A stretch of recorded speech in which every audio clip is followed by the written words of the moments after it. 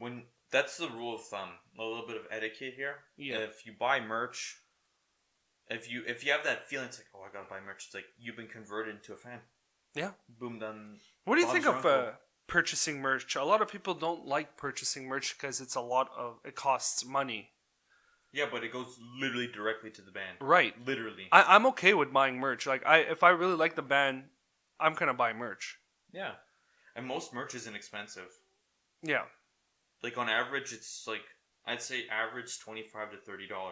But if you buy more, like if it's something more expensive, for example, the Avatar hoodie that we bought, But that was quality. that is quality. Like at least it's quality. $70, but man, that's like the best sweater I've ever And purchased. a really strong hot sauce that I bought from them.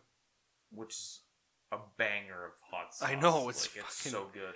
Anyways, we have like an ADHD issue. We go back and forth with a lot of shit.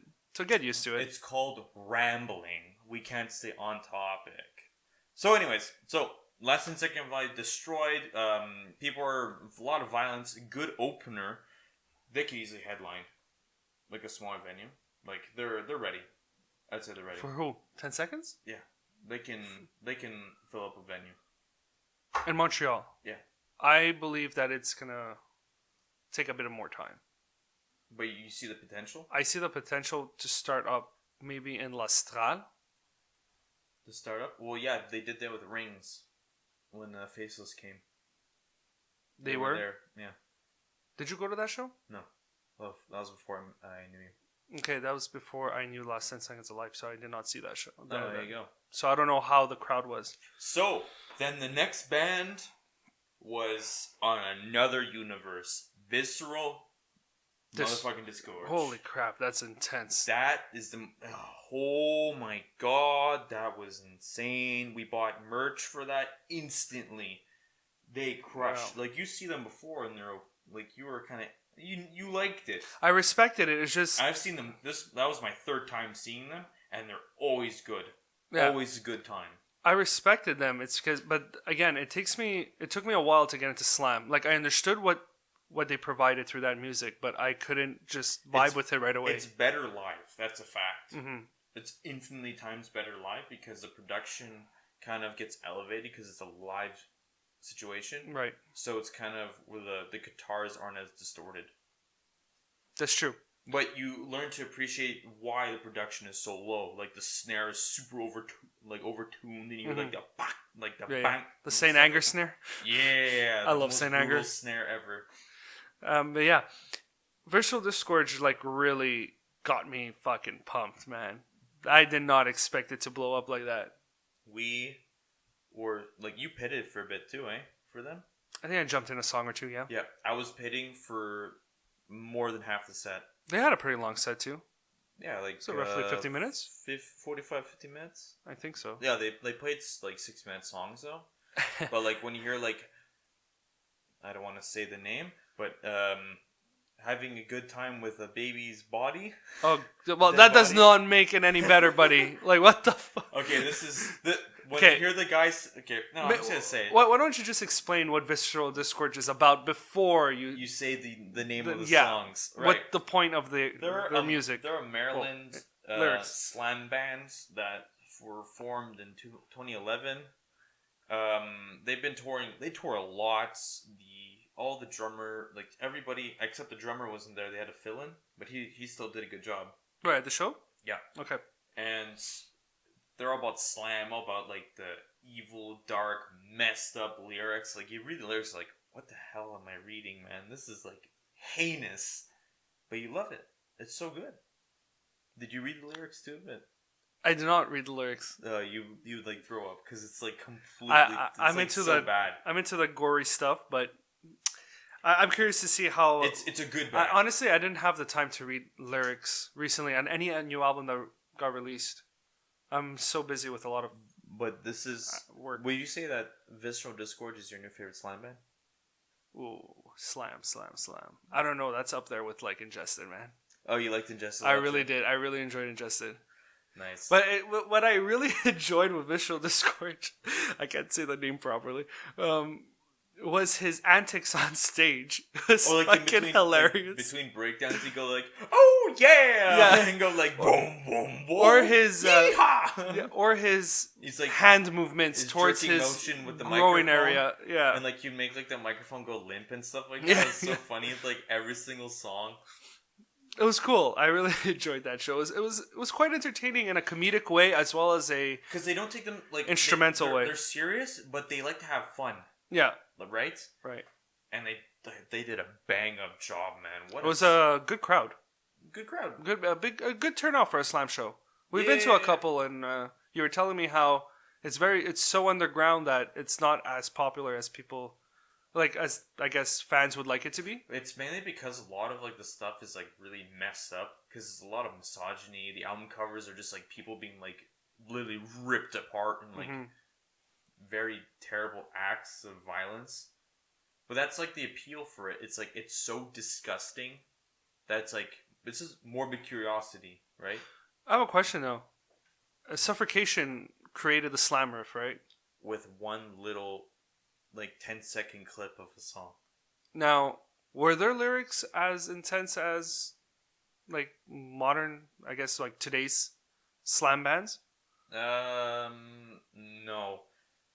Not as much because they went to actually a bit of Suffocation is, but it's kind of back and forth because it makes a lot of sci-fi with it. Okay. But that's like the major gripe with, or like a crutch problem, not crutch, I'd say cliche of slam is that being misogynistic and this like very violent and over the top is kind of boring to a lot of people. It gets old quick. Okay, yeah. So that's why you have to keep it fresh, new, or like you take comedic other bands, comedic like Party Cannon and stuff like that. That's not slam. Party Cannon's not slam. It is slam. It has slam elements, or is it actually considered slam? It is slam. Really? They have their own genre, and they have a shirt that says Defender Party Slam. Okay. Because it's like a joke. It's literally a joke. Because their font, their logo is Toys R Us font. Right. And so it's funny. Which you should, you wore that shirt at that show, and I got tons of compliments. Yeah. And I pointed out in the back because it has like a nod on the Party Cannon shirt. It says "Subject to a Partying," which is a song from Dying Fetus, "Subjected to a Beating," which I said before when I flipped off stage. And I pointed at the back of it in the pit, and the vocalist Jason, just like constantly just like nodding his head, like "Yeah, man, yeah." It's like that was at Ingested. How was that Ingested? Yeah. The Ingested singer did that. I can't remember his name, which is Ingested. So Visceral, Disgorge, bought merch, good time. Would you see them again? Definitely. I'd see them again as well. Do you like the interludes of like I'm gonna gouge out your eyes and skull fuck you, dun, dun, dun, dun, dun, or like fatality, and like the slam like doubles down, chugging and. That was fun. And you were even full, like, it's rare to see you, like, full body headbang, man. Yeah. I haven't seen you do that since, like, Smells Avatar? Like a Freak Show from Avatar, man. I know, sometimes I get in the moods. That was great. I'm also getting old, you know. Gotta preserve my my back. You're perfectly young. Shut up. Steve, okay? Okay. So, this beautiful man. Ingested. They opened up. Okay, let's talk about their album. I actually want to talk about what I've witnessed from Ingested prior to this show. I want to bring up introduction of the band. I want to bring that up. I want to actually talk about that show for like maybe a couple minutes. The Spice Icon? Yeah. So we went to a show at Club Soda, in a great venue, right around the corner from Foof's, to see Shadow of Intent for 25 minutes. Great band. For $40. For $40. We spent $40 on the show. But there was also bands that I didn't know that well then, and Fred did, like Ingested. Suffocation. Suffocation was there? Yeah, Suffocation. Oh, yes, it was Suffocation. Before, but you have to give them credit because their bassist was. I know, there. That's why I had a hard time enjoying Suffocation. It was like a major part of the band was missing. Yeah, but also everybody was in a bad mood at that show. Yeah. That was the most. I haven't been in a show that dirty in a while. Yeah, it's like people being thrown around, just like fights and stuff. It all started at Shadow of Intent. They were the first opener for 25 minutes. And most people left. After Shadow. A lot of people left after Shadow. After Shadow, yeah, not during Shadow, because Shadow is like an upcoming band that's gonna fucking steal everything. Damn right. They're there, man. They're getting there quick, and they're young. What I want to say, that night started off with Fred, our friend George, and I drinking a nice cold beer, waiting for Shadow to go on. Remember this? Mm-hmm. And all of a sudden, this stupid, dumb child decides to open up the pit before the band even played a note. Yeah. Ran right into me. I got the elbow right in the chest, and my beer, literally, the can bent, and beer went everywhere. And I got hit hard enough to actually let out a fucking breath. Because it was unexpected. You were winded a bit. Yeah. I fucking got pissed. I threw my beer can at this kid's head. George threw his beer can at the kid's head. You threw your beer can because we lost half our beer. Yeah, and it was the $10 Belgian Moon. Yeah, fuck. So $30. that's how that night started. There was a lot of headhunting. Yeah, people weren't in a good mood at that show. And and Fred also had a little altercation. Yeah, the guy was trying to pit with me, so I threw his brand new hat into the pit, and he was trying to fight me, and then I just like stared at him, and he didn't do anything. Yeah, because he knew he couldn't hit me. But then I offered him a beer and made amends, and that was what a fine. gentleman.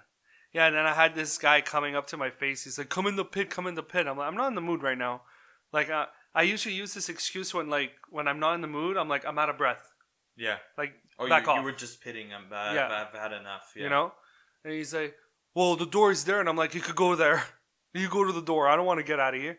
Oh, everybody was hunting him though, because he was fucking annoying. Like a big guy who was just like beating him up, and he's just like smiling. Something wrong with that guy. Oh, he was hilarious because everybody was targeting him because he was just annoying everybody.